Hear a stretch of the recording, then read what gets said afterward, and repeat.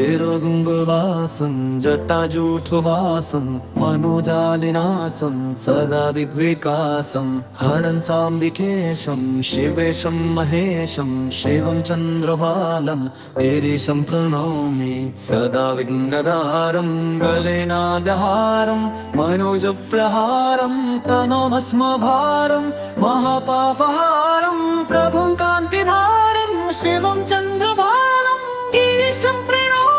शिवं विश्वनाथं प्रभुं भूतनाथं सुरेशादिनाथं जगन्नाथनाथं रतिनाथनाशङ्करं देवनाथं शिवं चन्द्रभालं गिरीशं प्रणौमि गणेशादितोषं सदा शत्रुकोशं महामोहशोषं जननित्यपोषं महालोभरोषं शिवनित्यजोषं शिवं चन्द्रभालं गिरीशं प्रणौमि